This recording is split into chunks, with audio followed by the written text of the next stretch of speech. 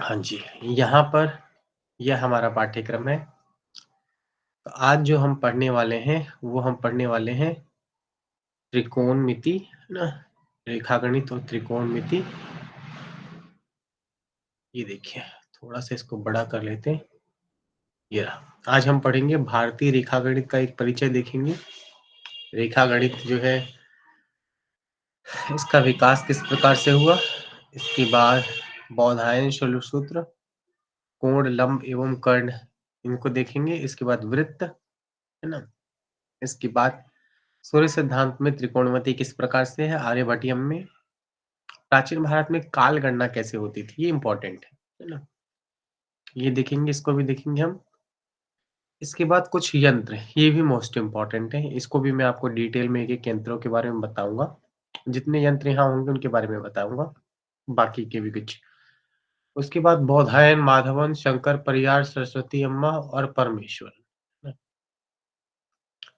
तो ये कुछ आचार्य हैं, कुछ स्कॉलर्स हैं त्रिकोणमिति के, इनके बारे में हम पढ़ेंगे।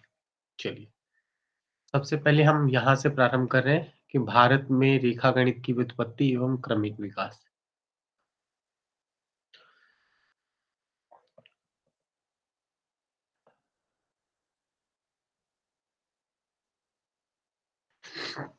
देखिए,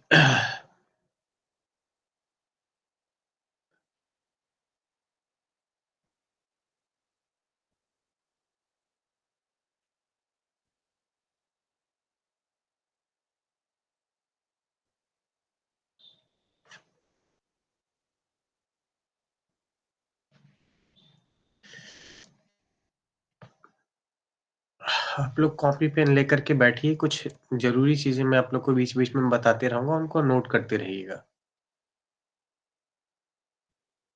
चलिए, तो अब हम प्रारंभ कर रहे हैं भारत में रेखागणित की व्युत्पत्ति एवं क्रमिक विकास। यहाँ से देखिए जरा।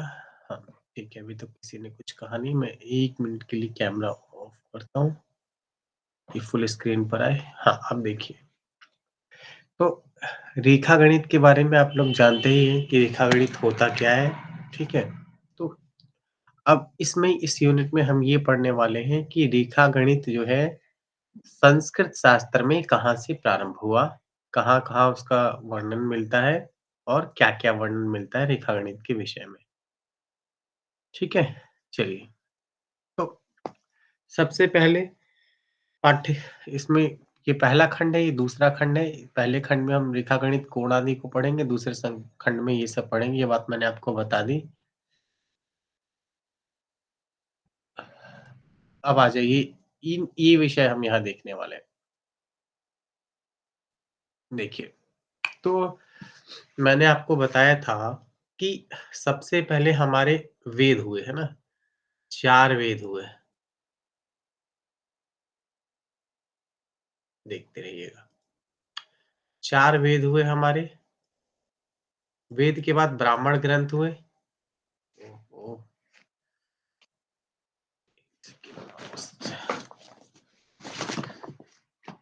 हाँ, वेद हुए। वेद के बाद ब्राह्मण ग्रंथ हुए। ठीक है? ब्राह्मण ग्रंथ के बाद आरण्यक ग्रंथ हुए। आरण्य के बाद उपनिषद ग्रंथ हुए। उपनिषद के बाद वेदांग हुए, है ना? शिक्षा, कल्प, व्याकरण, निरुक्त, छंद, ज्योतिष।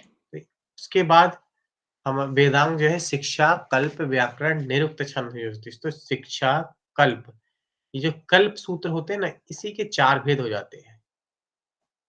ठीक है? श्रौत सूत्र, है ना? धर्म सूत्र, शुल्ब सूत्र, इस तरह से। तो उनमें जो शुल्ब सूत्र होता है, सबसे पहले शुल्ब सूत्रों में ही रेखागणित हमें मिलता है। बेसिकली शुल्ब सूत्रों का शुल्ब सूत्रों की उत्पत्ति का कारण ही यही था कि वो यज्ञ वेदी निर्माण की विधि बताए कि यज्ञ वेदी किस प्रकार के यज्ञ में यज्ञ वेदी कितनी बड़ी हो, तो उसका माप क्या हो, कैसे बनाई जाए। तो इसीलिए शल्ब का मतलब होता है रस्सी। तो ये सारे वर्णन जिस शास्त्र में मिलते हैं उसको बोलते हैं शल्ब सूत्र। ठीक है? वही बात यहाँ पर होगी कि यज्ञ अनुष्ठानों में विधियों की रचना की के लिए ज्यामिति का आविष्कार हुआ। शतपथ ब्राह्मण, तैतीय ब्राह्मण में ज्यामिति की संकल्पना प्रस्तुत है, परंतु सामान्यतः ऐसा लगता है कि देखिए, वेदांग कल्पसूत्र के शुल्ब सूत्र में आधुनिक ज्यामिति की नींव पड़ी। क्यों? यज्ञों के लिए नाना प्रकार की वेदियाँ बनाई जाती थी। यज्ञ कई प्रकार के होते थे, उसी प्रकार वेदियाँ भी कई प्रकार की होती थी, है ना? तो यहीं से मानते हैं कि रेखा गणित की शुरुआत हुई होगी यज्ञ वेदी को नापने के लिए, बनाने के लिए, ठीक है? अब ज्यामिति का प्रस्थान बिंदु मतलब कहाँ से वो जो है स्टार्ट हुआ, ठीक है? तो जब वेद का पाठ दुरूह होता गया, तो उसे समझने के लिए अनेक शास्त्रों का निर्माण किया गया। ब्राह्मण ग्रंथ बनाए, आरण्यक ग्रंथ बनाए, है ना? उसके बाद भाषा को समझने के लिए व्याकरण लिखी गई। आप लोग भी इसी तरह से लिखेंगे परीक्षा में कि भाषा को समझने के लिए व्याकरण लिखी गई। कर्मकांड और यज्ञ आदि नियमों को समझाने के लिए जो पुस्तक लिखी गई, उनको कल्पसूत्र कहते हैं। यहाँ पर देखिए, है ना? इस प्रकार 6 शास्त्रों पर, विषयों पर लिखी पुस्तकें लिखी गई। इन 6 शास्त्रों को वेदों के अंग या वेदांग कहते हैं। कल्पसूत्रों में क्या-क्या बताया गया है? इसमें यज्ञ वेदी निर्माण करने की विधि बताई गई। यज्ञ वेदी कितनी बड़ी हो, ये सब मैंने आपको भी बता ही दिया शॉर्ट में। वही सारी चीजें यहाँ पे लिखी हुई है। और सुल्ब सूत्र बोलते हैं इसको, है ना? शुल्ब। तो सुल्ब सूत्र में सुल्ब का अर्थ होता है रस्सी। ये जो सुल्ब है, सुल्ब का मतलब होता है रस्सी। ठीक है? अब आगे देखिए, वेदियों की महावेदी का विशेष महत्व था। तो पुराने समय में जो यज्ञ कुंड बनाए जाते थे, जहाँ पर यज्ञ होता था, हवन होता था, वो यज्ञ हवन जो है, वो किस तरह का होता था? तो उसमें ये जो रेक्टेंगल समद्विबाहु समलंब चतुर्भुज जो होता था, ये सबसे ज़्यादा प्रसिद्ध था। क्यों? क्योंकि इसमें लोग जो है इस तरह से बैठा करते थे। मान लीजिए कि एक ये यज्ञ का स्थान है जहाँ पर यज्ञ हो रहा है, तो इसमें जो लोग बैठते थे, वो इधर से बैठते थे। जैसे यहाँ पे बैठ गए, इधर से बैठ गए, इधर से बैठ गए, ऐसे सामने-सामने, है ना? तो इस तरह इसमें ज़्यादा लोग बैठ जाते थे। और जो यहाँ सेंटर पे होता था, इसके ऊपर फ़ोकस ज़्यादा लग रहता था। ठीक है? चलिए, इसके बाद यहाँ पे कुछ प्रमुख 8 शैव सूत्र हैं, उनके नाम दिए गए हैं। बौधायन, ये सारे शैव सूत्र किसी न किसी वेद से रिलेटेड है। ठीक है? हर प्रत्येक शैव सूत्र किसी न किसी वेद से संबंधित होता है। ठीक है? बौधायन, आपस्तंभ, कात्यायन, मानव, मैत्रायणी, वराह, वाधुल और हिरण्यकेशी। ठीक है? ये सारे जो है कुछ प्रमुख शैव सूत्र हैं जो कि अभी हमें वर्तमान में इसमें कुछ-कुछ भाग प्राप्त होते हैं, कुछ-कुछ पूरे मिलते हैं। अब देखिए तुलनात्मक अध्ययन। तुलनात्मक अध्ययन में ये कह रहे हैं कि ज्यामिति शब्द जो है यूनान की ज्योमेट्री से बना है। पुराने ज़माने में हमारे देश में ज्यामिति को रेखा गणित कहते थे। यूनानियों ने मिस्र और बेबीलोन वालों से ज्यामिति और ज्योतिष का ज्ञान प्राप्त किया था। ईसा पूर्व के 7वीं-6ठी शताब्दी के यूनानी विद्वान थेल और उनके शिष्य पाइथागोरस ने यूनान में ज्यामिति की नींव रखी। ठीक है? ये सारी कहानी जितनी यहाँ पे कहानी कथा दी हुई है, ये सारा आप लोग स्वयं से पढ़ लेंगे। ये इसमें बस एक ज्यामिति का किस प्रकार नाम पड़ा, किस देश से कहाँ गई, ये सारा वर्णन है। ठीक है? चलिए। इसके बाद यहाँ एक नियम बताया गया, इसको भी देख लेते हैं। ये कह रहे हैं कि पाइथागोरस के प्रमेय का यह नतीजा निकला कि किसी भी समकोण त्रिभुज में इसके कर्ण की लंबाई और वर्ग इसके शेष 2 भुजाओं की लंबाइयों के वर्गों के योग के बराबर होता है। जैसे किसी समकोण त्रिभुज की 2 भुजाएँ क्रमशः 3 और 4 लंबाई और कर्ण की लंबाई 5 है, तो इन तीनों की लंबाइयों के बीच का संबंध सूत्र होगा। मतलब उन्होंने इस तरह से एक फ़ॉर्मूला बना दिया, ठीक है? कर्ण स्क्वायर बराबर लंब स्क्वायर प्लस आधार स्क्वायर, ठीक है? ओके। अनु अनुप्रयोग बोध है ना? उसका मतलब किस तरह से उसका उसका प्रैक्टिकल नॉलेज बता रहे हैं। कदाचित एक प्रकार के आकार की वेदी को दूसरी आकार की वेदी में बदलना पड़ता था, पर क्षेत्रफल ज्यों का त्यों बनाए रखना होता था, जैसे वर्गाकार वेदी को वृत्ताकार वेदी में बदलना, है ना? मान इस प्रकार वेदियों के निर्माण के लिए शैव सूत्रों में कई नियम बतलाए गए। मान लीजिए कि कोई उन्होंने पहले डिसाइड किया होगा कि हमें जो वेदी बनाना है, वो वेदी हमें वर्ग बनाना था, ठीक है? इस तरह से,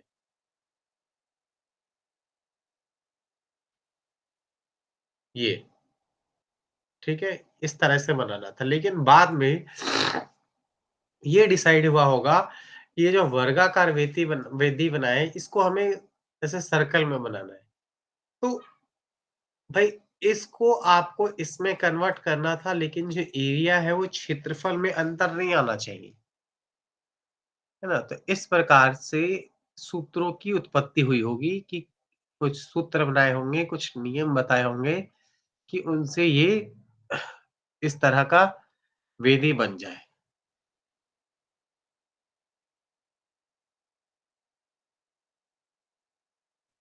चलिए,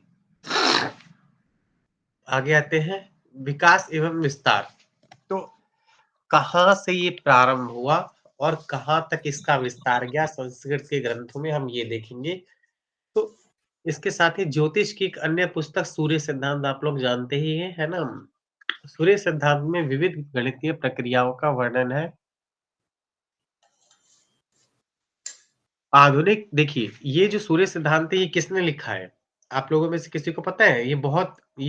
ये लिखा है जो अ, रावण के जो ससुर थे ना, मई, उन्होंने भगवान सूर्य की प्रार्थना की कई वर्षों तक और उनसे जो है खगोल का ज्ञान प्राप्त किया।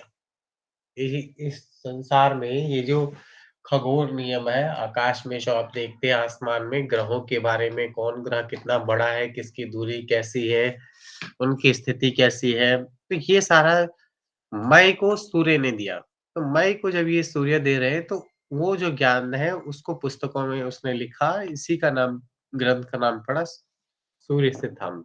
ठीक है? आधुनिक आधुनिक त्रिकोणमिति का आधार भी सूर्य सिद्धांत के तीसरे अध्याय में विद्यमान है। ये सारे वो है उनके नाम। ज्या, उत्क्रमज्या एवं कोटिज्या को परिभाषित किया गया है। यहाँ ध्यान देने योग्य बात है कि ज्या शब्द अरबी में जैब से बना है ना? इसी का रूपांतरण साइनस में किया गया। वर्तमान में यही साइनस का नाम बदल करके साइन हो गया। किसी का माइक अनम्यूट है आई थिंक। पढ़ रहे हो मैम? मीरा तनेजा जी, आपका माइक अनम्यूट है, इसको प्लीज म्यूट कर लीजिए। सॉरी सर, कर रही हूँ। नो वरीज, नो वरीज, ठीक है। देखिए, देखिए, इसके बाद सूर्य सिद्धांत में पाई का मान देखिए, ये हमारी जो सूर्य सिद्धांत है इतनी हजारों साल पुरानी पुस्तक है, इसमें भी उन्होंने पाई का मान देने का प्रयास किया है। ठीक है? भारतीय युग में गुप्त काल स्वर्ण युग माना जाता था, क्योंकि इसमें श्री गुप्त ने इनका जो बहुत काम किया, 320 550 के मध्य इन्होंने इनका समय था, और आर्यभट्ट पैदा हुए 476 में। ठीक है? उनके जन्म स्थान का ठीक-ठीक बता पाना मुश्किल है, ये हम लोग पढ़ चुके हैं कि पटना ऐसा माना जाता है। 121 श्लोकों में इन्होंने इसकी रचना की, और आर्यभट्टियम ग्रंथ में क्या-क्या है? गीतिकापाद, गणितपाद, कालकृपा। ओहो! ये जो कालकृपा है इसको काल क्रिया समझिएगा, है ना? काल क्रियापाद और गोलपाद, गोलपद नहीं गोलपाद। प्रथम खंड में अंक विद्या का वर्णन है एवं द्वितीय एवं तृतीय खंड में बीजगणित, त्रिकोणमिति, ज्यामिति एवं ज्योतिष पर विस्तार पूर्वक वर्णन किया गया है। उन्होंने 4 अंकों तक शुद्ध मान ज्ञात किया, है ना? तो मतलब पाई का 4 डिजिट तक इन्होंने क्लियर इसको नंबर में उन्होंने निकाल लिया था, कि पाई का मान जो है पॉइंट की 4 डिजिट बाद तक उस उनका मान उनको पता था। ठीक है? आर्यभट्ट के कार्यों को भास्कराचार्य, ये एक एक ये आपको बताया जा रहा है कि किस तरह से हमारे त्रिकोणमिति में, इंडियन उसमें हिस्ट्री में किस प्रकार त्रिकोणमिति आगे बढ़ी। सबसे पहले श्रीगुप्त, उसके बाद, है ना? यहाँ से देखिए श्रीगुप्त के बाद आए अ, आर्यभट्ट, आर्यभट्ट के बाद आए हमारे भास्कराचार्य। भास्कराचार्य की पुस्तक हम लोग पढ़ ही रहे हैं, पिछले कुछ सत्र में देखा है आप लोगों ने। उन्होंने महाभास्करीय, आर्यभट्टीय भाष्य एवं लघु भाष्य, आर्यभट्ट की पुस्तक पे भी भाष्य लिखा। ठीक है? महाभास्करीय में कुट्टक, है ना? और समीकरणों की विवेचना की गई। भास्कराचार्य की स्मृति में द्वितीय भारतीय उपग्रह का नाम भी भास्कर रखा गया था। अब भास्कराचार्य ये ब्रह्मगुप्त के समकालीन थे। समकालीन का मतलब होता है सेम काल के, है ना? एक ही समय के आसपास के थे दोनों। इसमें ब्रह्मगुप्त ने जो ब्रह्मस्पत्र सिद्धांत लिखा, इसमें 25 अध्याय है। बीजगणित के समीकरणों का हल, हल की विधि एवं द्विघाती कुट्टक समीकरण, है ना? इस प्रकार भी उन्होंने दिया है। जोसेफ लुइस लैग्रेंज, ये सारा आप स्वयं से पढ़िएगा, इसमें कुछ है नहीं। इसके बाद आते हैं महावीर आचार्य, जिन्होंने पुस्तक लिखी थी गणित सार संग्रह, इनकी कृति ये रहा। इसके बाद आते हैं नेमिचंद सिद्धांत चक्रवर्ती, ठीक है? 1100 इनका टाइम है। समुच्चय सिद्धांत को प्रतिपादित करने वाले प्रथम गणितज्ञ थे। इसके बाद भास्कराचार्य सेकंड आते हैं। इन्होंने सिद्धांत शिरोमणि, लीलावती, बीजगणित, अच्छा ये भास्कर अलग है और ये भास्कर अलग है, ठीक है? बीजगणित, गोलाध्याय, ग्रह गणितम, कर्ण कौतूहल, इन सब ग्रंथों की रचना की। तो ये इन भास्कर का हम पढ़ रहे हैं, भास्कर 2 का। भास्कर के बाद आए अभिरुचि, केरल के नंबूदरी ब्राह्मणों ने प्रकट की, है ना? इसके बाद आर्यभट्टियम की एक पांडुलिपि मलयालम भाषा केरल में प्राप्त हुई। केरल के विद्वानों में नारायण पंडित 1356 का योगदान है। उनकी रचना गणित कौमुदी है, ठीक है? इसके बाद परमेश्वर के छात्र नीलकंठ सोमयाजी भी हम पढ़ चुके हैं। इन्होंने तंत्र संग्रह ग्रंथ की रचना की। तो आप ये सारा देख लेंगे स्वयं से। इसमें कुछ बहुत इम्पोर्टेंट समझाने वाला है नहीं, लेकिन आपसे पूछा जाएगा, है ना? आपको पूछा जाएगा कि त्रिकोणमिति का परिचय देते हुए उसके क्रमिक विकास को दर्शाइए। त्रिकोणमिति का क्रमिक विकास क्या है? किस तरह से त्रिकोणमिति का विकास हुआ? तो आपको स्टार्ट करना पड़ेगा श्रीगुप्त से लेकर के वर्तमान समय तक, ठीक है?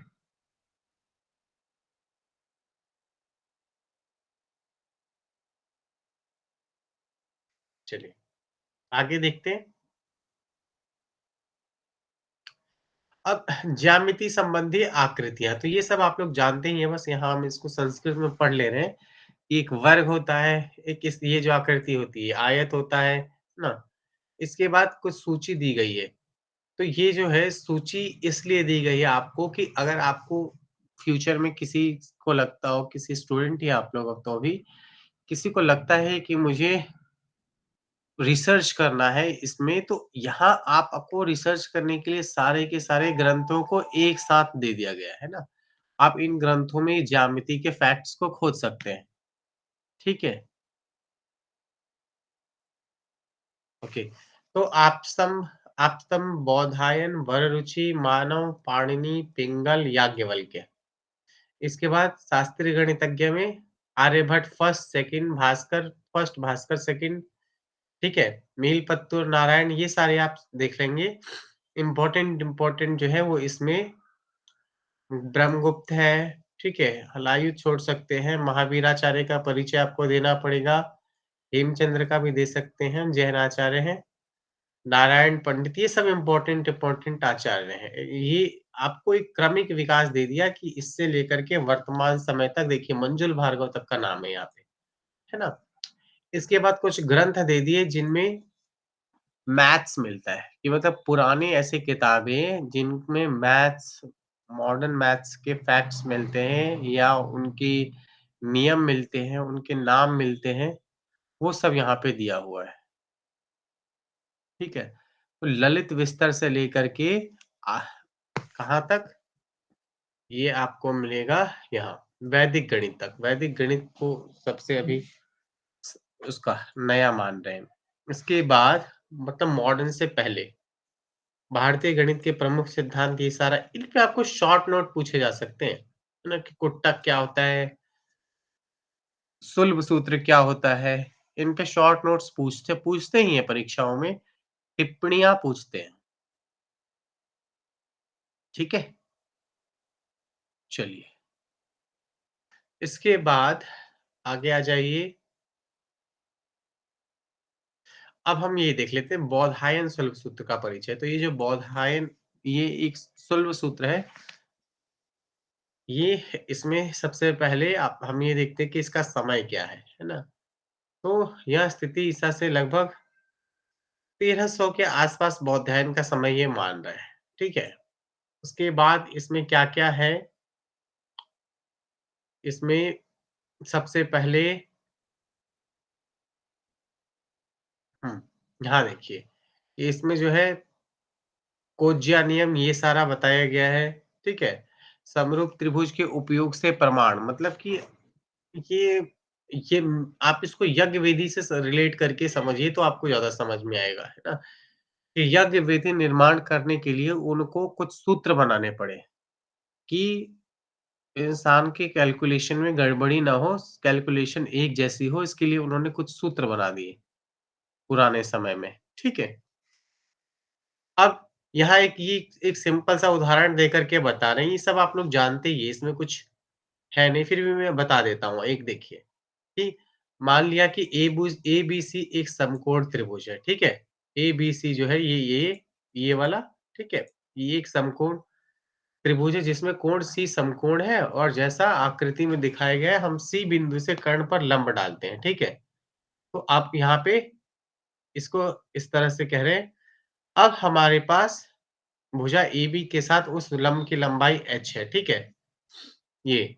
इसके बाद यह नया त्रिकोण एसीएच है। ये कह रहे हैं कि इस तरह से अगर हम यहाँ पे एक एस दे देंगे, तो ये एसीएच ये हमारे पास एक त्रिभुज बन जाएगा और हमारे पास त्रिभुज एबीसी के समरूप है, ठीक है? क्योंकि उन दोनों में ही समकोण है, मतलब हमने इसी वाले सी से ही 2 अगर हमने कोण बना दिया तो इसको समकोण कह रहे हैं। तो कह रहे हैं कि इसका मतलब ये हुआ कि तीसरा कोण भी दोनों त्रिभुजों में समान है। इस प्रकार हम त्रिभुज सीबीसीएच और एबीसी को समरूप उसके बाद कह रहे हैं कि इन दोनों को एक जैसा मान रहे हैं कि अगर समकोण से ही 2 कोण बना देंगे तो। ठीक है?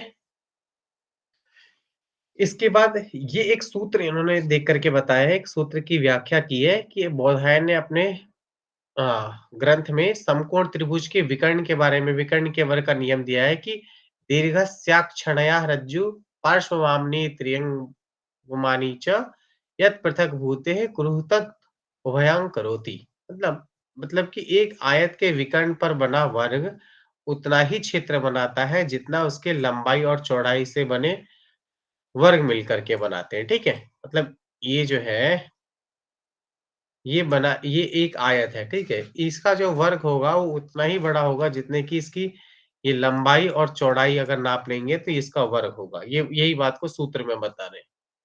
मॉडर्न टाइम में भी हम पढ़ते हैं, मॉडर्न टाइम में डिफरेंट फ़ॉर्मूला से करते हैं। उन्होंने पहले ही बता दिया, ठीक है? उन्होंने कहा कि भई इसको सामने-सामने वालों को नाप लोगे तो उसका क्षेत्रफल आ जाएगा। उसके बाद एक दूसरी विधि भी यहाँ इन्होंने बताई कि चतुरस्रं मण्डलं चिकीर्षण्यक्षण्यार्धं है ना? मध्यात् प्राचीमं व्यापयेत् म प्राचीमं मध्यमात् अच्छा मध्यात् प्राचीम अभ्यापातयेत् यदः यद् चित्तेष्यतेतस्य सः तृतीयं मण्डलं परिकिल। इसमें कुछ इम्पोर्टेंट नहीं। ठीक है, फिर भी मैं आपको बता रहा हूँ। देखिए, वो कह रहे हैं कि आयत के विकर्ण एक दूसरे को समद्विभाजित करते हैं। एक जो आयत होगा, इसपे जो विकर्ण होंगे, वो उस एक दूसरे को समद्विभाजित बराबर भागों में बाँटेंगे, ठीक है? चतुर्भुज चतुर्भुज के विकर्ण एक दूसरे को ये जो चतुर्भुज है, जो बराबर ये है समचतुर्भुज के विकर्ण एक दूसरे को समकोण पर काटेंगे, ठीक है? जहाँ भी होगा वो समकोण पे क्रॉस होगा। किसी वर्ग के सभी भुजाओं के मध्य बिंदुओं में एक ही क्रम में मिलान करने से वर्ग का क्षेत्रफल मूल या वर्ग का क्षेत्रफल आधा होता है ना? तो इसका जो सेंटर होगा ये इसका या तो हाफ हो जाएगा, इधर से कर लेंगे या इधर से कर लेंगे, यही बात बता रहे हैं। किसी आयत की भुजाओं के मध्य बिंदुओं को एक ही क्रम में से मिलाने से एक समचतुर्भुज बनता है जिसका क्षेत्रफल मूल आयत के क्षेत्रफल का आधा होता है। ठीक है, समझ में आ रहा है ना आप लोगों को? मैं बीच-बीच में चैट देखता रहूँगा, अगर किसी को कुछ समझ ना आए तो आप लोग प्रश्न पूछिएगा। ठीक है? चलिए, तो इसका मतलब अभी तक कोई प्रश्न नहीं है मतलब ठीक चल रहा है। ओके, आगे बढ़ते हैं। भारत में पाइथागोरियन त्रिक है ना? भारत में किस प्रकार से प्रारंभ हुआ? तो सबसे पहले 3 ग्रंथों में इसका वर्णन मिलता है, बौधायन, आपस्तम्ब और कात्यायन सूत्र में, ठीक है। बौधायन का परिचय हम देख रहे थे ऊपर। इसके बाद यहाँ पे थोड़ा-सा और बता दिया कि बौधायन का शुल्ब सूत्र सबसे प्राचीन, ये सबसे प्राचीन शुल्ब सूत्र है ना? इसमें एक सूत्र बौधायन ने विकर्ण के वर्ग का नियम दिया है कि दीर्घ चातुरस्याक्षनाया रज्जुः पार्श्वनाम्नि, यही जो ऊपर हमने बोला था वही वाला नियम यहाँ पर है, ठीक है? वृत्ताकार, वर्गाकार, अर्धवृत्ताकार, ठीक है?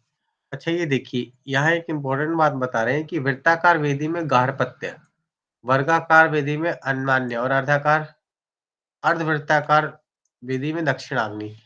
ये जो है ये अग्नि के भेद होते थे। गार्हपत्य, अन्नान्य और दक्षिणाग्नि ये अलग-अलग तरह की अग्नियाँ हुआ करती थी,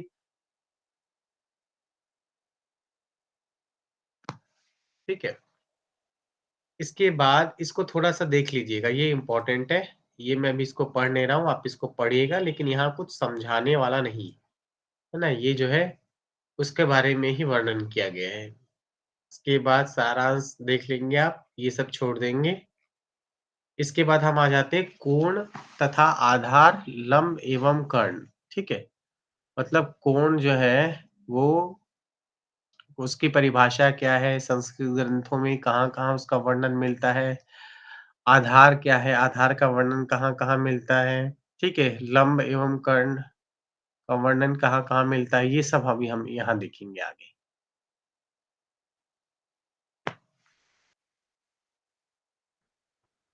अब देखिए तो कुछ आकार बता दिए गए, ठीक है? वृत्त और आयत, त्रिभुज, ठीक है? कोण, अब ये सब एक सिंपल वो दे रहे हैं, चित्र बना करके समझा रहे हैं कि क्या कैसे होता है। ये पुराने ग्रंथों में इस प्रकार से बनाया होगा, ठीक है? अब सबसे पहले कोण की परिभाषा बता रहे हैं कि यदि कोई रेखा अपने एक सिरे से दूसरे सिरे एक सिरे को स्थिर रखकर घूमती हुई अपनी स्थिति में परिवर्तित करती है, तो रेखा के परिक्रमण के माप को कोण कहते हैं, ठीक है? समझ गए ना आप लोग? मतलब एक किसी भी एक साइड से स्टार्ट होता है ना भाई, एक पॉइंट से इस तरफ जाएगा। ये नहीं है कि इस पॉइंट से भी इधर जाएगा, इस पॉइंट से भी इधर जाएगा, ऐसा नहीं है, ठीक है? कोण की आकृतियाँ, तो ज्यामिति में कोण वह आकृति है जो एक बिंदु से 2 सरल रेखाओं के निकलने पर बनती है ना, 2 सिंपल उस लाइन से बनती है। कोई भी कोण परिक्रामी है ना, रिवॉल्विंग लाइन द्वारा 2 प्रकार से अनुरेखित करती है, ठीक है? ये सारा आप देख लेंगे कि यदि परिक्रामी रेखा वामावर्त है ना, वामावर्त मतलब होता है एंटी क्लॉकवाइज, ठीक है? और दक्षिणावर्त मतलब होता है क्लॉकवाइज, दक्षिणावर्त जिस तरह से ये होता है हमारी, ठीक है? इसके बाद ये बता रहे हैं कि उसमें किस प्रकार से उन राशियों में हम इस तरह से सिंबल देते थे, ठीक है? अगर इधर से ऐसे होगा तो प्लस का सिंबल दे देते थे, इधर से बन रहा है तो माइनस का सिंबल देते थे, वही बात बता रहे हैं। अब ये सब आप लोग को पता है फिर भी देख लीजिए। इस लाइन पे जो कोण है ये शून्य कोण है, ठीक है? न्यून कोण है, न्यून कोण मतलब आप लोग जानते ही है 0 से 90 के बीच में जो होता है, जो एग्ज़ैक्ट 90 का होता है उसको बोलते हैं समकोण, ठीक है? यहाँ पे एक ऐसे इस तरह से बना देना चाहिए था। अधिक कोण जो होता है 90 से बड़ा होता है, 180 से छोटा होता है। और जो 180 होता है इसको ऋजु रेखीय कोण बोलते थे, ठीक है? और 180 और 360 से बड़ा होता है उसे बृहत कोण कहते थे। ये सब आप लोग को पता है, इसमें कुछ नया नियम बताने के लिए है नहीं।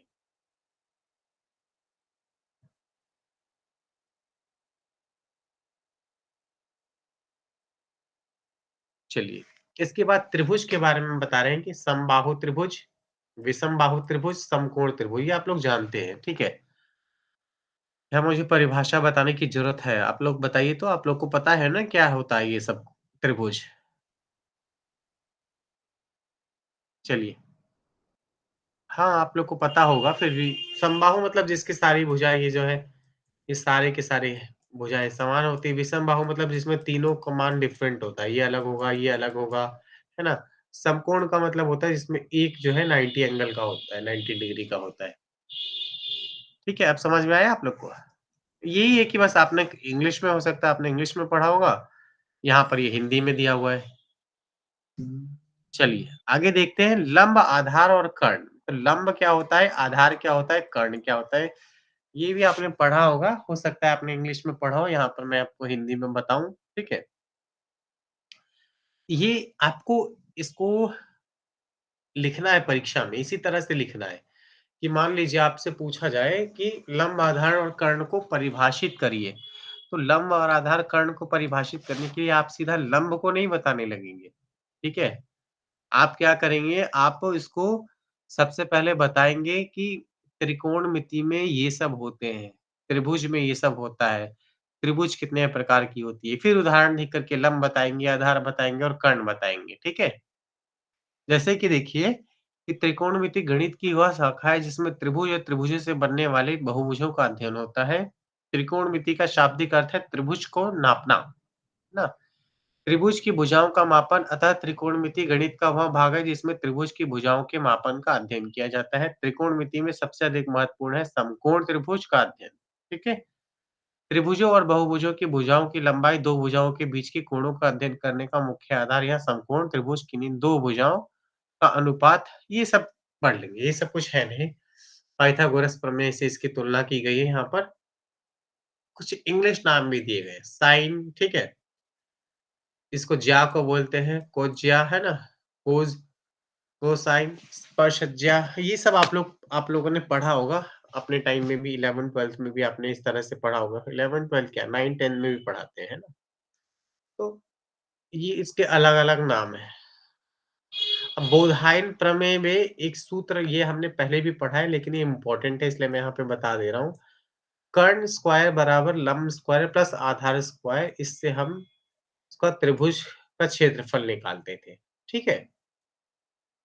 और बोधायन प्रमेय से यह भी स्पष्ट है कि किसी भी कोण के लिए ज्या और कोज्या का धनात्मक मान 0 और 1 के बीच ही हो सकता है, इससे ज़्यादा कम नहीं होगा। ठीक है? उसके बाद सारे कोणों की यहाँ पे परिभाषा दी गई है। समकोण त्रिभुज क्या होता है? समकोण त्रिभुज में एक कोण 90 होता है, उसे समकोण कहते हैं। मान लीजिए ये ट्रायंगल है ना? चलिए इसको इस साइड बनाते हैं। ये एक ट्रायंगल है, तो ये जो है एक जिसमें ये भुजा इस तरह से एक स्ट्रेट लाइन के साथ होती है, वो समकोण त्रिभुज है। अब कर्ण क्या होता है? आधार क्या होता है? लंब क्या होता है? तो समकोण त्रिभुज में समकोण के सामने की भुजा को कर्ण कहा जाता है ना? ये। उसके बाद आधार होता है ये, है ना? आधार का मतलब जैसे कि हम बोलते हैं कि धरती हमारा आधार है, तो आधार का मतलब जो नीचे है और लंब का मतलब जो सीधी लाइन है, लंबी लाइन है, ठीक है? अच्छा यहाँ पे तो बताया ये मैं क्यों इतना वो कर रहा हूँ, देखिए, है ना? बहुत अच्छे से इन्होंने पाइथागोरस प्रमेय के अनुसार भी बताया है।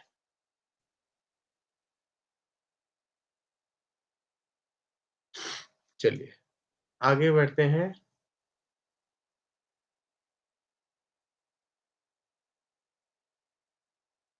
सारांश इसमें कुछ है नहीं, अब वृत्त के बारे में बात करते हैं। वृत्त होता क्या है? वृत्त की परिभाषा क्या है? वृत्त में क्या-क्या चीज़ें बताई गई हैं, है ना? कितने प्रकार का होता है?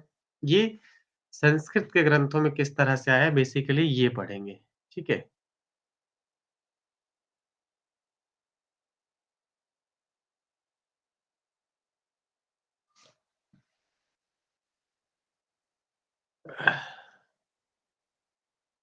चलिए थोड़ा-सा देख लेते हैं, आई थिंक किसी ने कुछ लिखा ना हो। क्लॉकवाइज़ और एंटी क्लॉकवाइज़ अगेन एक्सप्लेन कर दीजिए सर, ठीक है, बता देंगे। ये देखिए, क्लॉकवाइज़ एंटी क्लॉकवाइज़ में इसमें कुछ वो है नहीं, ये कह रहे हैं कि परिक्रामी मतलब देखिए 2 तरह से आप इसको बना सकते हैं ना सर्कल को। अब आप चाहें तो सर्कल को ऐसे बना सकते हैं। अब कुछ लोग कहेंगे कि भाई हम सर्कल को ऐसे क्यों बनाएँ, हम ऐसे बनाएँगे, ठीक है? तो उसी के बारे में ये बता रहे हैं कि बेसिकली ये सर्कल लाइन से ही तो बना है ना, एक लाइन से बना है ना? तो वो यही कह रहे हैं कि यदि परिक्रामी रेखा वामावर्त है ना, वाम मतलब होता है उल्टा, ठीक है? लेफ्ट। ठीक है, घूमकर बनती है। अगर लेफ्ट घूम कर के बनती है, आप इस तरह से बना रहे हैं कि ये यहाँ से ऐसे ये पॉइंट रखिए फिर लेफ्ट आइए, ठीक है? ये कह रहे हैं। तो इस तरह से बनती है तो हम इसको ये समझते हैं कि यहाँ पे ऐसे प्लस का एक सिंबल दे देते हैं, ठीक है? तो जो बनता है ये प्लस का बनता है। इसके बाद ये कह रहे हैं कि यदि परिक्रमा में दक्षिणावर्त क्लॉकवाइज़ मतलब जैसे घड़ी की सुई घूमती है, अगर वो इस तरह से घूमती है, ठीक है? तो ये हमारा होता है ऋणात्मक, नेगेटिव, ओके? कुछ और इसमें कुछ इम्पोर्टेंट है नहीं। वृत्त के बारे में आप लोग जानते ही हैं कि वृत्त होता क्या है ना? वृत्त का मतलब क्या? वृत्त का मतलब गोला, ठीक है? वृत्त का मतलब गोल। तो वृत्त के बारे में कहाँ-कहाँ, क्या-क्या कहा गया है? वृत्त में चाप होता है, आर्क होता है, केंद्र होता है, सेंटर होता है, जीवा होता है और परिधि होता है, व्यास होता है, डिस्क ये मैं इंग्लिश वाले नहीं पढ़ रहा, हिंदी वाले ही पढ़ रहा हूँ कि आपको थोड़ा-सा समझ में आए। डिस्क होता है, त्रिज्या होता है, ये सारी चीज़ें होती है, ठीक है? सबको यहाँ एग्ज़ाम्पल देकर के भी बताया गया है, आप इनमें भी देख सकते हैं। ओके, चाप क्या है, त्रिज्यखंड क्या है, वृत्तखंड क्या है, ओके। आपसे पूछा नहीं जाएगा, नहीं आपको इस इतना उसके लिए टेंशन नहीं लेना है कि हाँ, ये सब भी पूछा जाएगा, नहीं आपको सामान्य पूछा जाएगा कि वृत्त के विषय में क्या-क्या कहा गया है, ये आपको बताना होगा। चलिए,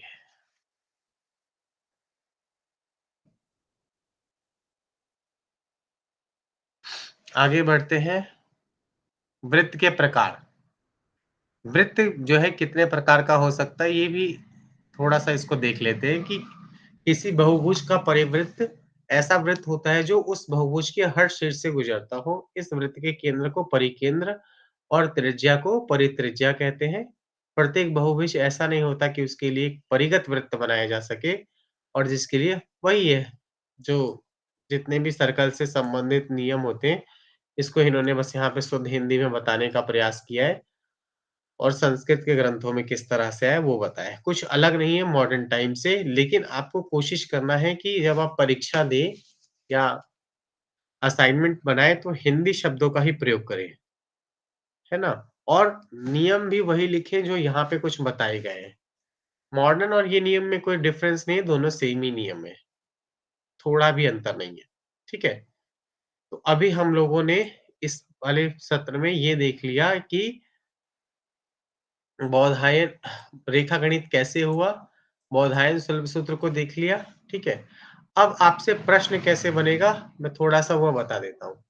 आपको प्रश्न परीक्षा में पूछा जाएगा कि भारत में रेखागणित के व्युत्पत्ति और क्रमिक विकास को दर्शाते हुए बौधायन शल्ब सूत्र का परिचय दीजिए।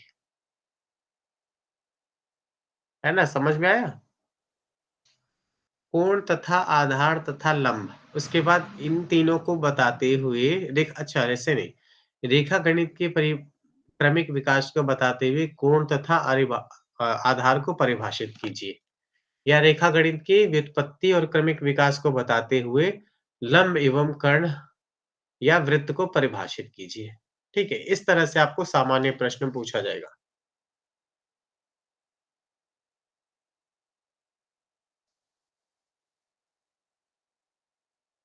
चलिए आगे त्रिकोणमिति पर अब हम आ जाते हैं। ये हमारी ये यूनिट अब हम प्रारंभ कर रहे हैं। इस यूनिट के अंतर हम पढ़ेंगे 1 सेकंड हाँ, इसमें हम पढ़ेंगे सबसे पहले सूर्य सूर्य सिद्धांत में त्रिकोणमिति किस प्रकार से आया है, आर्यभट्टियम में किस प्रकार से आया है, प्राचीन भारत में काल गणना कैसे होती है और प्राचीन भारत में काल गणना के उपयोगी यंत्र कौन से हैं, फिर कुछ बौधायन ये आचार्य है ना? बौधायन ग्रंथ भी है, बौधायन आचार्य भी है, फिर इन आचार्यों के बारे में पढ़ेंगे। चलिए, कोई प्रश्न होगा तो चैट पे लिखिएगा, ठीक है, नहीं है आगे बढ़ते हैं। तो सबसे पहले हम देख लेते हैं सूर्य सिद्धांत में। तो सूर्य सिद्धांत के बारे में मैंने आपको ये बताया ना कि सूर्य सिद्धांत ग्रंथ जो है, ये सूर्य सिद्धांत ग्रंथ की उत्पत्ति कैसे हुई? कैसे ये ग्रंथ आया? किसने लिखा? तो सूर्य सिद्धांत ग्रंथ के जो लेखक हैं बेसिकली वो कोई नहीं है। क्यों? क्योंकि ऐसा मिलता है कि इसको मय को उपदेश दिया गया। ठीक है? तो मय को आप मान सकते हैं। ओके, चलिए। तो वेदांग ज्योतिष से आरंभ कर जो युग वराहमिहिर तक चलता आया उसे हम सिद्धांत युग के नाम से जानते हैं। ये 3 तरह की ज्योतिष होती है। पहले तो आप ये समझिए कि सिद्धांत, संहिता और होरा, ठीक है? 3 तरह के ज्योतिष शास्त्र होते हैं। तो इन 3 तरह के ज्योतिष शास्त्र में सिद्धांत वो होता है जो मैथ वाला होता है, गणित वाला, ठीक है? संहिता शास्त्र वो होते हैं जिसमें जहि जैसे कि आपको कुछ देख कर के जैसे वृष्टि, गर्भ आदि, भूकंप ये सब चीज़ें उसमें आ जाती है। और होरा जो होता है वो फलित वगैरह जो काम करते हैं हम, वो सब काम जो होता है वो फलित, वो सब होरा शास्त्र के अंतर्गत आ जाती है ना? उम्मीद करता हूँ आपको समझ में आया। ये 3 तरह की ज्योतिष होती है। तो सिद्धांत जहाँ-जहाँ नाम आएगा, सिद्धांत का मतलब ही है मैथ्स। तो ये जो मैथमेटिकल वाली जो ज्योतिष चली, ये वेदांग टाइम से सबसे पहले जो लगध ने लिखी, वहाँ से लेकर के ये वराहमिहिर तक चलता रहा। इसको सिद्धांत युग के नाम से बुलाते हैं, क्योंकि इस युग में सिद्धांतों का प्रचलन विशेष रूप से हुआ। यह युग हमारे लिए अंधकारमय ही होता यदि वराहमिहिर ने उस युग में प्रचलित 5 सिद्धांत ग्रंथों को अपने पंच सिद्धांतिका में नहीं दिया होता। वराहमिहिर स्वयं एक प्रतिभाशाली ज्योतिषी थे और वे एक स्वतंत्र सिद्धांत ग्रंथ के बनाने की क्षमता रखते थे।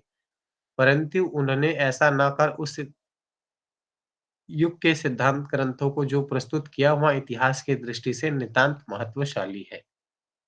पंच सिद्धांतिका जो कि आज उपलब्ध है, जिसे डॉक्टर थीवो, ये आप सारा स्वयं से पढ़ लेंगे। ये एक कहानी है, ठीक है?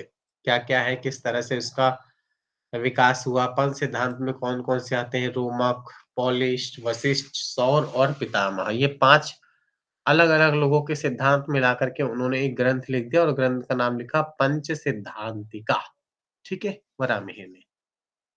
वराहमिहिर और सूर्य सिद्धांत में डिफरेंस दिखा रहे हैं त्रिकोणमिति को लेकर के। तो अवंती के सूर्य भक्त वराहमिहिर का स्थान ज्योतिष जगत में वस्तुतः सूर्य के सदृश है, मतलब एकदम चमकते रहते हैं। इन्होंने अपने समय की सुस्पष्ट चर्चा नहीं की, तथापि पंचसिद्धांतिका नामक ग्रंथ में उन्होंने बताया कि 700, 427 और 505 ये टाइम उन्होंने दिया कि इस टाइम पे मैं बुक लिख रहा हूँ, तो इसका मतलब उस समय उनको 25 वर्ष मान लेना चाहिए, ठीक है? वराहमिहिर का जीवन काल षष्ठ का पूर्वार्ध माना जाना मतलब सर्वथा उचित है। इनके पिता का नाम आदित्य दास था। इनके गुरु जो थे वो विद्या गुरु थे। कापित्थक इनका वास स्थान था। ये सब हम पहले पढ़ चुके हैं।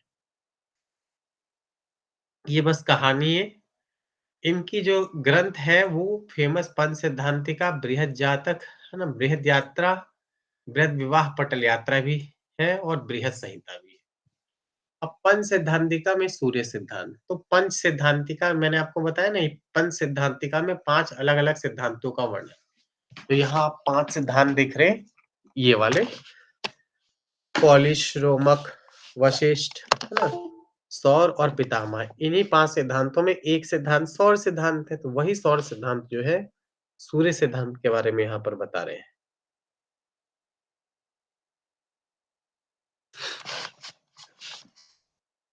वराहमिहिर एवं सूर्य सिद्धांत ये हमने देख लिया। ये देखिए, ये रहा। सबके बारे में इन्होंने थोड़ा-थोड़ा बताया है कि इस ग्रंथ में जो सूर्य सिद्धांत नामक ग्रंथ अलग से भी उपलब्ध है, इसका सारांश पंच सिद्धांत में दिया गया है। मतलब जो पंच सिद्धांतिका उन्होंने लिखी, तो सूर्य सिद्धांत ग्रंथ में जो चीज़ें थी, उसी को शॉर्ट करके उसमें उन्होंने अपने पंच सिद्धांतिका में लिख दिया। इसी तरह से पितामह सिद्धांत एक ग्रंथ प्राप्त होता है। इसमें जो बातें थी उसका निचोड़ उन्होंने अपने एक उस पुस्तक में लिखा। रोमक के बारे में भी यही है, ठीक है? और पॉलिश और वशिष्ठ के बारे में भी यही है, ठीक है? कुछ इम्पोर्टेंट चीज़ देख लेते हैं हम। सूर्य सिद्धांत में जो उन्होंने कुछ इम्पोर्टेंट फैक्ट्स बताए, ये देखिए। इसको आप मॉडर्न टाइम से कैलकुलेट करेंगे ना, तो सूर्य सिद्धांत में और मॉडर्न टाइम की कैलकुलेशन में थोड़ा डिफरेंस आता है। ये मैं आपको बता देता हूँ कि जैसे सूर्य सिद्धांत में अगर उन्होंने बताया कि किसी प्लैनेट की, किसी ग्रह की स्पीड ये है, कोई ग्रह जो है इतना बड़ा है, कोई ग्रह किसी से कितना दूर है, तो बेसिकली सूर्य सूर्य सिद्धांत के कैलकुलेशन में और मॉडर्न टाइम के कैलकुलेशन में डिफरेंस इसलिए आता है दोस्तों कि सूर्य सिद्धांत बहुत पुराना ग्रंथ है। तो और मॉडर्न टाइम में हमारे पास अलग-अलग तरह की चीज़ें हैं, तो सूर्य सिद्धांत जो है, इतना पुराना ग्रंथ होने के बाद उसमें टाइम-टाइम पे मॉडिफ़िकेशंस नहीं हुए। लोगों ने उसके कैलकुलेशन को चेंज नहीं किया, वो बस वो एक किताब बन कर के ही रह गया। तो जब वो एक किताब बन कर के रह गया, तो उससे समस्या क्या हुई कि उसकी गणना और मॉडर्न टाइम की गणना में डिफरेंस आने लग गया। है ना? अब आपको समझ में आया? चलिए, ठीक है। आगे ये कहानी मैंने आपको बता दिया कि भगवान ये देखो ये रहा। पहले अध्याय में क्या है? स्वयं भगवान सूर्य जो है वो मय नामक असुर को इसका वर्णन उपदेश दे रहे हैं। इसके मूल रचयिता का पता नहीं चलता। यहाँ ग्रहों की मध्य गतियों का वर्णन है। सूर्य, चंद्रमा, बुध आदि ग्रह समान कोणीय वेग से नहीं चलते, है ना? सारे सबकी अपनी अलग-अलग स्पीड होती है। इसके बारे में ये बता रहे हैं। अब ये देखिए, हमें ये भी यहाँ भी बताया कि सूर्य चंद्र की जो सारिणी बर्जेस ने अपने अनुवाद ग्रंथ में दी है, इससे पता चलता है कि यह परिवर्तन 9 मिनट 108 सेकंड के हैं। सूर्य सिद्धांत में दिन का टाइम कितना है? 365 दिन, 6 घंटा और 12 मिनट के आसपास है। ठीक है? दूसरे अध्याय में ग्रहों की स्पष्ट स्थिति की गई है और उसमें ये बताया गया है कि देखिए चंद्रमा का व्यास 480 योजन बताया गया है। पृथ्वी के बताए गए व्यास 16 योजन से तुलना करने पर चंद्रमा का व्यास पृथ्वी के व्यास से 0.3 है। अब देखिए, अब वास्तविक माप 0.27 से बहुत भिन्न है, परंतु सूर्य का व्यास वर्णन बिल्कुल ही अशुद्ध है। अब ये कह रहे हैं कि ये इस पुस्तक में ये बताया गया कि उस समय अशुद्ध है, लेकिन मेरा ऐसा मानना है कि व्यास में परिवर्तन होता रहता होगा, है ना? या कैलकुलेशन में कहीं कुछ गड़बड़ हुई होगी क्योंकि जो व्यक्ति इतनी सारी चीज़ों को बता रहा है, वो 1-2 चीज़ों को लेकर के गड़बड़ नहीं करा होगा, या तो पुस्तकों के साथ छेड़-छाड़ की गई होगी। ठीक है? आगे देखिए, रचना काल बता ही दिया मैंने आपको कि छेपक मिलाना कठिन हो गया, परंतु वराहमिहिर देखिए, ये है कि इसमें भाष्य जो लिखा रंगनाथ ने 1603 ईस्वी में लिखा, ठीक है? 500 ईसा इसका मूल माना जा सकता है। सूर्य सिद्धांत में त्रिकोणमिति ये सारा इम्पोर्टेंट नहीं है इसलिए मैं इसको छोड़ रहा हूँ, ठीक है? ये आप स्वयं से पढ़ लेंगे, इसमें कुछ समझाने वाला ऐसा है नहीं कि इसमें कोई फैक्ट हो मैं आपको बताऊँ। त्रिकोणमिति सूर्य सिद्धांत में किस तरह से आया है, इसको देख लेते हैं कि त्रिकोणमिति गणित की एक अहम शाखा है जिसके अंतर्गत समकोण त्रिभुज की भुजाओं और कोणों के बीच के संबंधों का अध्ययन किया जाता है। अंग्रेजी शब्द ट्रिगोनोमेट्री की व्युत्पत्ति ग्रीक के 3 शब्दों से हुई ट्रिगोनमेट्रॉन। ये आप चाहें तो लिख सकते हैं। मैं ऐसा नहीं बोलूँगा कि आपको लिखना ही लिखना है, आप चाहें तो इसको लिख सकते हैं कि ये शब्द बना कैसे है, त्रिकोणमिति, है ना? इसके बाद समकोण त्रिभुज, न्यून कोण ये सब परिभाषाएँ उन्होंने दी है। इस तरह से ये सब वर्णन भी उन्होंने सूर्य सिद्धांत पुस्तक में किया गया है। वर्तमान में इनके अंग्रेजी नाम यहाँ पे दिए गए हैं, ठीक है? उसके बाद सूर्य सिद्धांत और त्रिकोणमिति किस प्रकार से उसमें वर्णन है, क्या-क्या वर्णन है, ये यहाँ पे बताया गया है। देखिए, नतांश नतांश कौटिज्या छाया इसका इन्होंने सूत्र में भी इसका वर्णन किया है कि किस तरह से नतांश को निकाला जाए।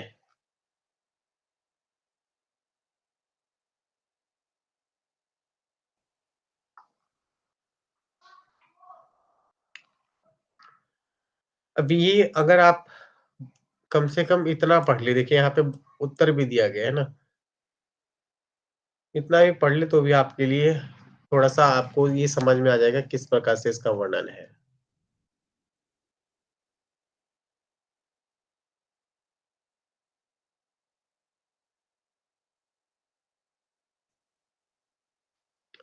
आर्यभट्टिय में वर्णित त्रिकोणमिति है।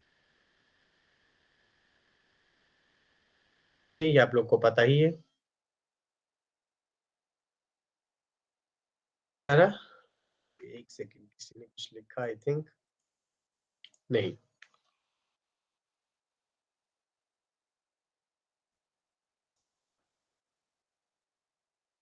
ठीक है? तो आप इसको पढ़ लेंगे, इसमें भी ऐसा कुछ समझाने वाला है नहीं। आर्यभट्ट का परिचय देख लीजिए। वेदांग ज्योतिष की रचना 1500 ईसा पूर्व मानी जाती है, 300 ईसा पूर्व जो है इनका समय मान सकते हैं। आर्यभट्ट का जन्म 476 ईस्वी कुसुमपुर पटना में हुआ, ये हम बार-बार पढ़ रहे हैं। आर्यभट्टियम जो पुस्तक है इसमें 4 पाद है, ठीक है? ये भी ये भी हम पढ़ रहे हैं और इसको मैं आपको बता भी रहा हूँ कि ये गणित क्या कहते हैं, गणित पाद के कुछ सूत्रों को भी हम पिछले सेशन में देख चुके हैं, ठीक है? ओके।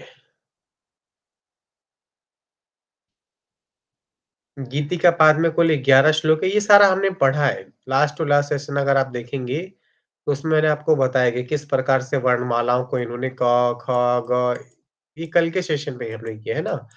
कि इन्होंने नंबरिंग दे दी 1, 2, 3 इस तरह से नंबरिंग दे दी। ये नंबरिंग इन्होंने इसलिए दी कि मान लीजिए इनको कोई बहुत बड़ा नंबर कल कल को अगर लिखना है, एक किसी नंबर को बताना चाह रहे हैं कि अब मान लीजिए इनको बताना है ये 5, 3, 7, 8, 9 तो इतने अक्षर को बोलने के लिए संस्कृत में बोलना होगा तो कैसे बोलेंगे? संस्कृत में आपको बोलना होगा कि त्रिपंच सहस्त्र नहीं, त्रिपंचशतम, है ना? या तो इसको ऐसे बोलिए या तो आप इसको ऐसे बोलिए कि अ, 53,000 है ना? या तो इसको ऐसा बोल सकते हैं या आप इसको इस तरह से बोल सकते हैं कि पंच, त्रि, सप्त, अष्ट, नौ इस तरह से शॉर्ट में बोल सकते हैं, ठीक है? तो दोनों बोलने के लिए आपको कितने सारे अक्षरों की ज़रूरत पड़ रही है, लेकिन आपको इसमें पंच बोलना है तो आप कह देंगे ग, है ना? उसके बाद कह देंगे ग। तो इस तरह से अक्षरों पर बिठा देने से ये अक्षर छोटे-छोटे हो गए, फिर इसको काउंटिंग में परिवर्तित कर सकते थे। पुराने समय में ऐसा प्रचलन था कि श्लोकों को बहुत छोटा रखा जाए, है ना? बहुत थोड़े से उसमें थोड़े से फैक्ट थोड़े से श्लोकों में बड़ी-बड़ी चीज़ों को बता दिया जाए, ठीक है? तो इसीलिए यहाँ पर ये छोटी-छोटी चीज़ें, छोटे-छोटे सूत्र बनाए गए। तो ऐसा सबसे पहले आर्यभट्टियम में ही मिलता है। इसके बाद त्रिकोणमिति का परिचय ये हमने जो ऊपर पढ़ा था सेम वैसा ही परिचय, इसमें कुछ नया परिचय है नहीं। उसके बाद आगे आ जाइए।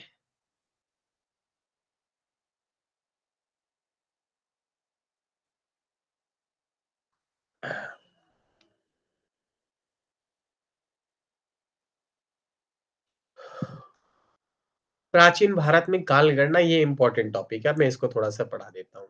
बेसिकली प्राचीन भारत में काल गणना इस विषय से ये कहना चाहते हैं कि प्राचीन भारत में जो हमारे आचार्य थे, वो काल गणना किस प्रकार करते थे, ठीक है? या प्राचीन भारत के जो हमारे आचार्य थे, उन्होंने काल गणना के कौन से नियम बनाए। तो सबसे पहले काल गणना होता है क्या है? कालः सृजति भूतानि, कालः संहरते प्रजा, है ना? ये काल से ही सब चीज़ों की उत्पत्ति होती है और सब कुछ जो है काल में ही समा जाते हैं। ये एक शॉर्ट में इसको आप समझ सकते हैं कि ये जो मैंने आपको बताया, ठीक है? इसका अर्थ। आगे ये सब पढ़ने की ज़रूरत नहीं है। आप देखते ये थोड़ी-सी वो बताई गई है, एक भूमिका बाँध दी गई कि काल बीतने पर ही बालक पुरुष बन जाता है, काल से ही इतिहास का ज्ञान होता है, काल की गति अबाध है, सॉरी, है ना? समय किसी के लिए रुकता नहीं, इसलिए काल की गणना दिन, रात, ऋतु, वर्ष किसी न किसी रूप में की जाती है ना? दिन करके काउंट करते हैं, रात करके काउंट करते हैं, कितने दिन बीत गए, इतनी रात बीत गई, इतनी ऋतुएँ बीत गई, ठीक है? तो ऋग्वेद में एक ऐसा श्लोक मिलता है कि शतः जीवो शरदो वर्धमानः सतः हेमंतान् शतमो वसंतान्, है ना? कि वो यहाँ कह रहे हैं कि एक वर्ष में 3 शरद ऋतु, वसंत ऋतु, हेमंत ऋतु ये ऐसा होता था, ऐसा ऋग्वेद में बताया गया है। इसके बाद काल शब्द का अर्थ क्या है? ये इम्पोर्टेंट है। काल शब्द जो है संस्कृत की कल धातु से बनी है। कल का मतलब होता है काउंटिंग, कल का मतलब होता है गणना करना, ठीक है? प्रागैतिहासिक काल गणना मतलब पुराने से भी पुराने समय में किस प्रकार से कालगणना होती थी, कि मनुष्य ने देखा होगा कि कुछ समय के लिए सूर्य आकाश में रहता है और पूर्व में उदय होकर पश्चिम में अस्त हो जाता है और उनका यह क्रम निरंतर चलता है। जब तक सूर्य आकाश में रहता है, पृथ्वी पर प्रकाश रहता है और उसके अस्त होते ही चारों ओर अंधेरा हो जाता है। अतः उन्होंने सबसे पहले दिन और रात का विचार किया होगा। निरंतर दिन के बाद रात और रात के बाद दिन आता है। एक सूर्योदय के दूसरे सूर्योदय के समय को उन्होंने इकाई मानकर सबसे पहले वो एक ऐसा अज़्यूम ऐसा ये ऐसा हुआ होगा नहीं, ऐसा नहीं बोल रहे, एक ऐसा मान रहे कि इस तरह से प्रारंभ हुआ होगा। फिर उन्होंने देखा होगा कि 15-15 दिन में चीज़ें बदल रही है ना? फिर उन्होंने पक्ष को बनाया होगा, फिर उस तरह से मास की कल्पना की गई होगी, ठीक है? वैदिक काल में कालगणना कैसे होती थी? वैदिक काल का मतलब वेद, आरण्यक, उपनिषद में क्या-क्या मिलता है समय के बारे में, ये है। ओके।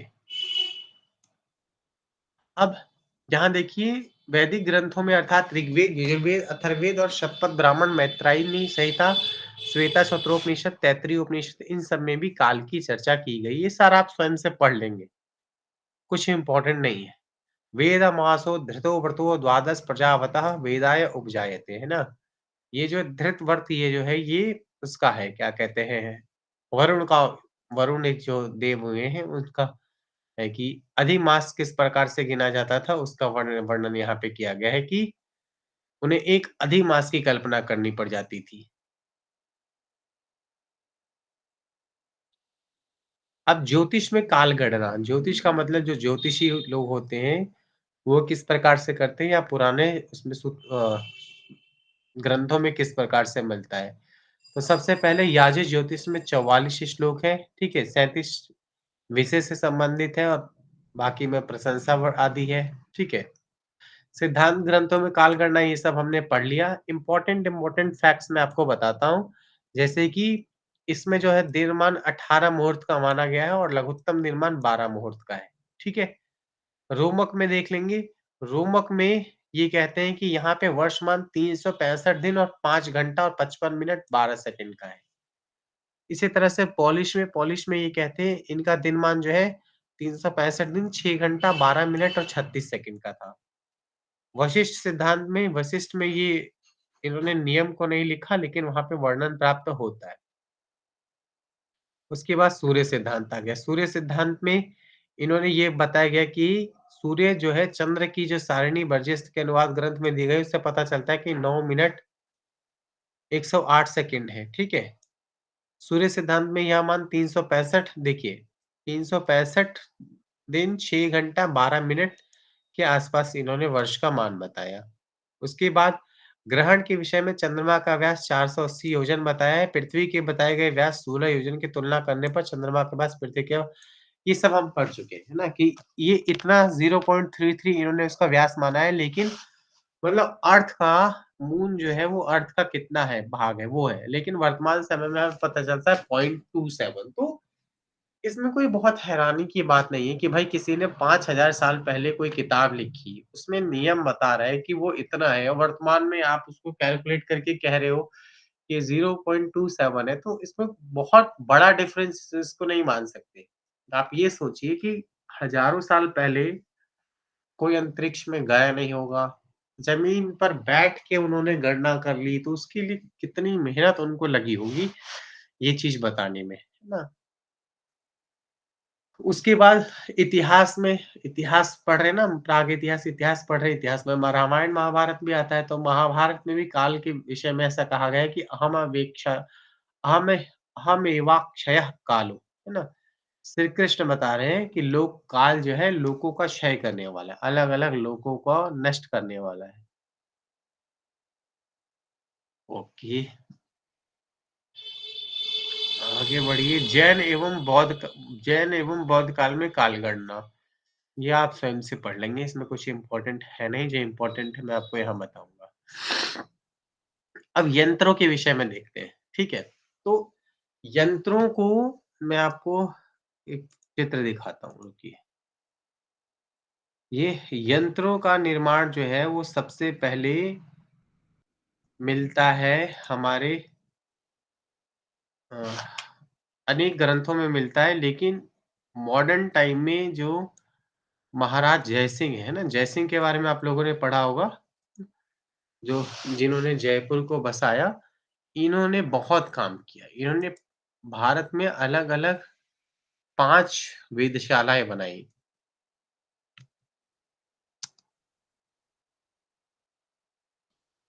मैं एक बार यूट्यूब से स्क्रीन शेयर करके दिखाता हूँ आपको कि किस तरह से होती थी।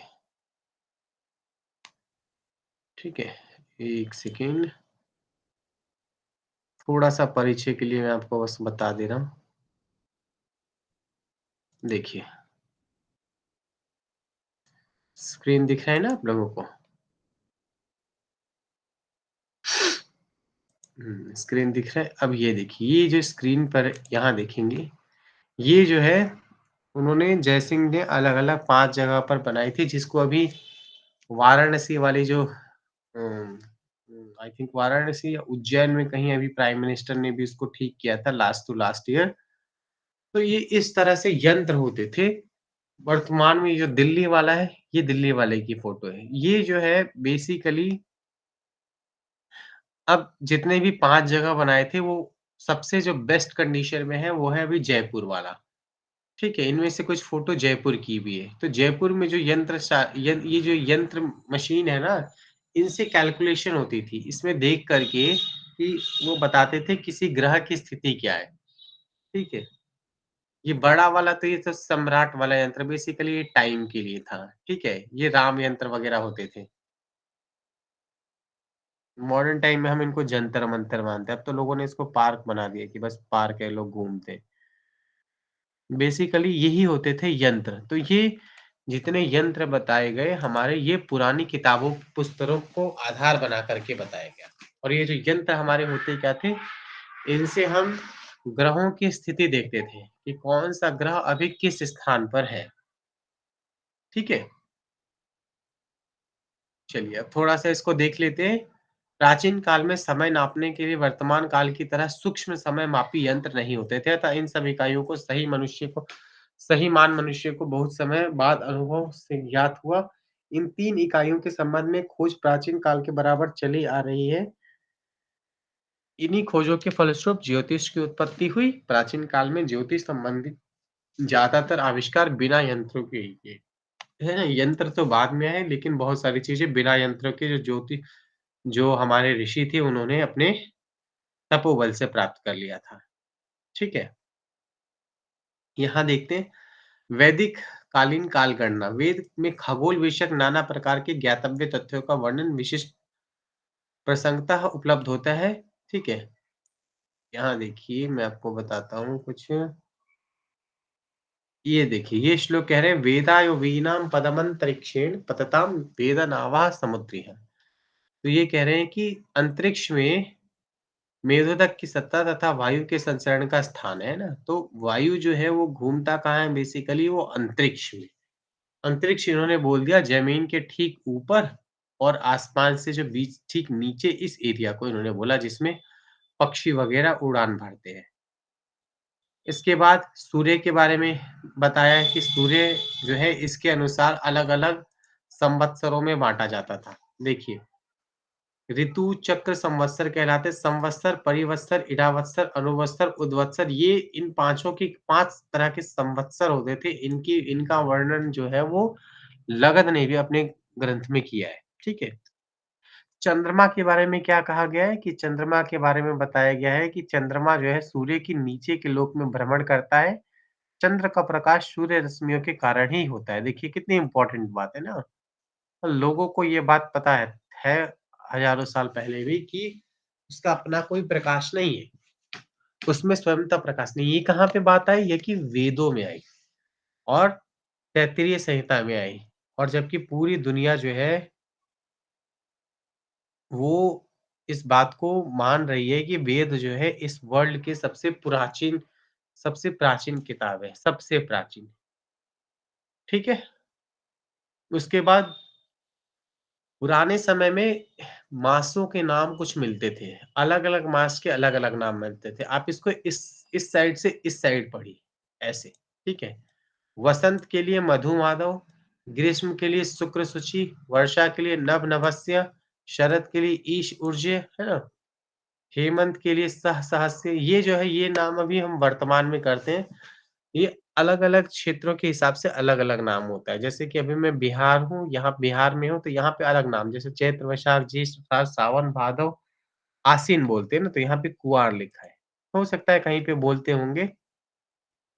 उसके बाद शिशिर में तप, तपस्या, ये सारे जो इस तरह से ये पुराने समय में इस तरह से वैदिक नाम मिलते हैं ऋतुओं के।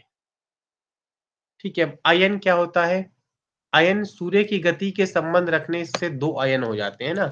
सूर्य जिस लाइन पे चल रहा है, मतलब सूर्य सूर्य भी जो है बेसिकली वो अपनी जगह से थोड़ा-सा हिलता रहता है। सूर्य हमेशा एक जगह से नहीं उगता। अगर आप लोग को पता हो तो, आप लोग को पता है तो बहुत अच्छी बात है, नहीं तो मैं आपको बता देता हूँ कि सूर्य जो है वो हमेशा एक जगह पे नहीं रहता। सूर्य भी थोड़ा-सा, उसकी भी मूवमेंट होती रहती है, वो थोड़ा-सा लेफ्ट, थोड़ा-सा राइट होता रहता है। ठीक है? वो थोड़ा-सा लेफ्ट और थोड़ा-सा राइट होता है, तो जब वो लेफ्ट साइड में होगा, वैसे उत्तरायण, और राइट साइड में होगा तो दक्षिणायन, इस तरह से होता है। वो जो सूर्य की गति, जिस लाइन पे सूर्य आगे-पीछे हो रहा है, उस लाइन को ही इन्होंने अयन बोला है। ठीक है? शतपथ ब्राह्मण में ऐसा वर्णन है कि वसंतो ग्रीष्मो वर्षा ते देवा ऋतवः शरद हेमंता शीतोष्ण पितरौ, तो ये है नहीं कि ये सिर्फ़ एक वर्णन कर दिया गया है कि ये सारी ऋतुएँ होती है। ये जो ऋतुएँ होती है दक्षिण, इसमें 3 ऋतुओं में सूर्य दक्षिण दिशा की ओर मुड़ता है और 3 ऋतुओं में दूसरे उस दिशा की तरफ मुड़ता है, ठीक है? आप लोगों ने सुना होगा ना ये, हम लोग बनाते हैं ना, मकर संक्रांति मनाते हैं। मकर संक्रांति मनाने पे क्या हो जाता है? कौन से उसमें जाता है? उत्तरायण, है ना? हुँ, ठीक है। उसके बाद नक्षत्र के विषय में क्या-क्या कहा गया है, वो देख लीजिए। नक्षत्रों का ज्ञान किस प्रकार संहिता तथा ब्राह्मण ग्रंथों में शनैः-शनि परिवर्धित होता गया, इसका परिचय तत्त ग्रंथों के अध्ययन से भली-भाँति हो सकता है। ठीक है? नक्षत्रों का भी अपना उदय और अस्त समय होता है। ठीक है? तो आपको ये पता होना चाहिए कि नक्षत्र का एक निकलने का टाइम रहता है, एक उसके छुपने का भी समय होता है। ठीक है? तो नक्षत्रों का वर्णन ऋग्वेद संहिता में आया है। ये यहाँ पे बताया गया है, एक मंत्र दिया गया है कि सूर्याय वहतु प्रागात् सविता यं वा सृजत् अघासु हयन्तो गावोर्जन्यः पर्युह्यते। ठीक है? अर्जुन्योः पर्युह्यते। ठीक है? उसके बाद ये देख लेते हैं कि वैदिक काल में समय की इकाइयाँ क्या थी, है ना? जैसे कि हम करते हैं वर्तमान टाइम में क्या होता है, हम क्या करते हैं? सबसे पहले होता है समय, सबसे छोटा समय होता है ना?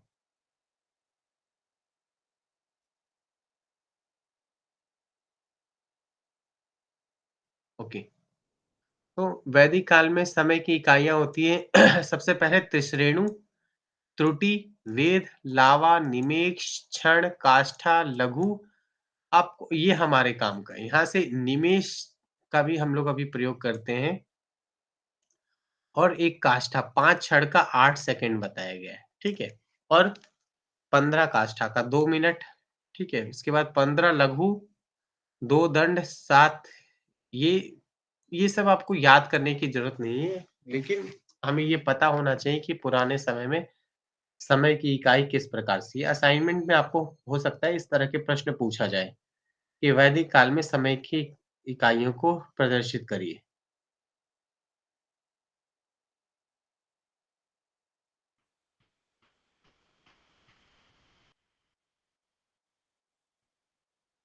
ओके।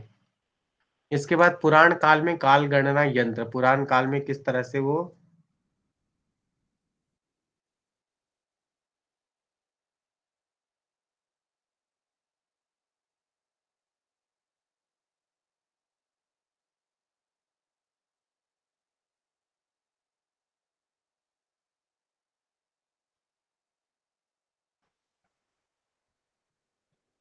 ठीक है? ये सारी चीज़ें जो यहाँ पे दी गई है, इनको नीचे एक चार्ट बना कर के भी इन्होंने दिया होगा। सिद्धांत ग्रंथों में किस प्रकार से वर्णन होता है, ये हमने पढ़ ही लिया है।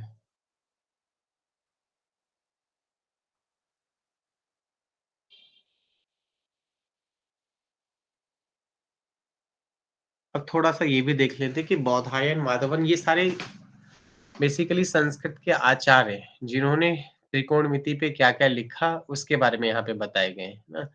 त्रिकोणमिति की भूमिका हमने पढ़ ली कि किस प्रकार से इसकी उत्पत्ति हुई। तो सबसे पहले आ जाता है बौधायन। बौधायन क्या है? बौधायन एक आचार्य हुए हैं, जिनके नाम पे बौधायन शुल्ब सूत्र का भी नाम पड़ा। इन्होंने एक शुल्ब सूत्र लिखा, ठीक है?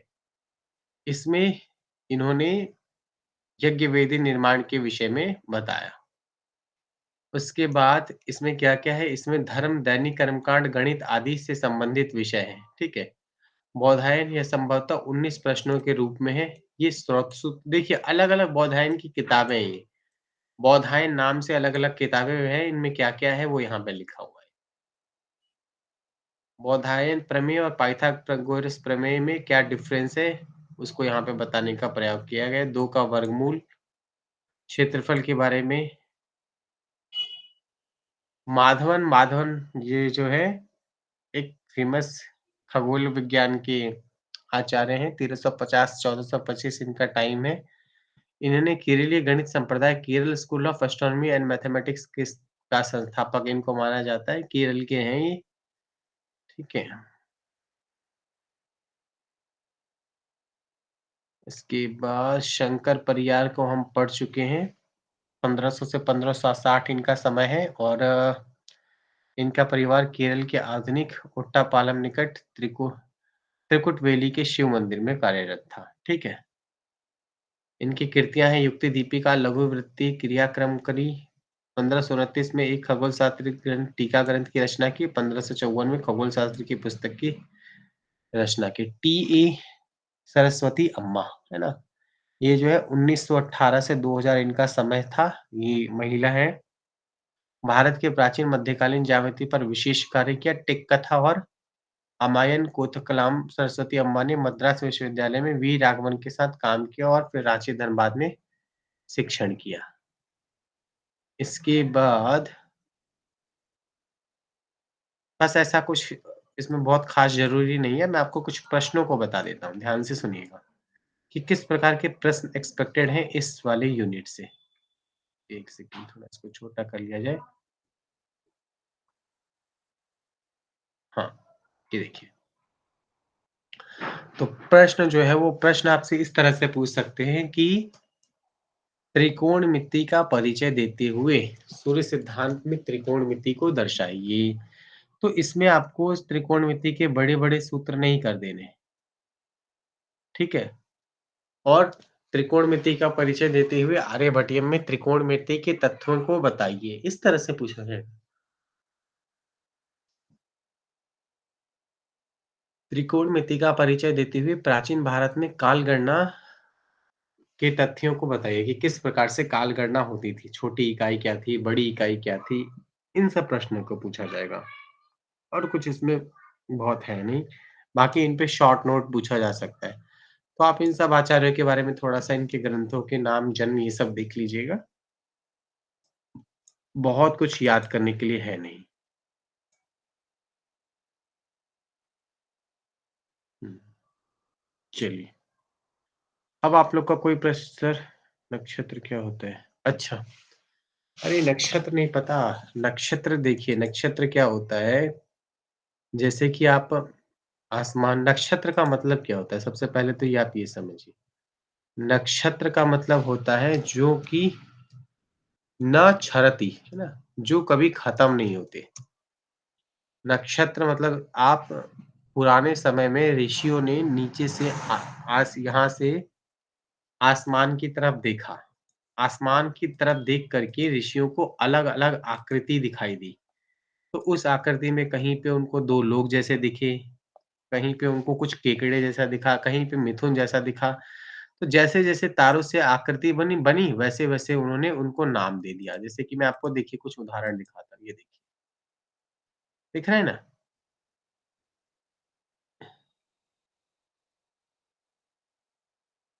तो तारों से जो आकृति बनी, उस आकृति को ही इन्होंने यहाँ पे नक्षत्र मान लिया।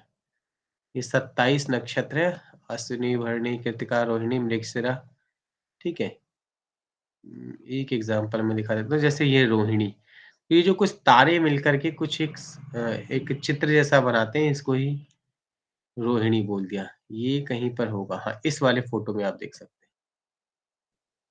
हैं। हाँ, आप इसको नक्षत्र ऐसे करके स्वयं से आप देखेंगे ना गूगल पे तो आपको मिल जाएगा।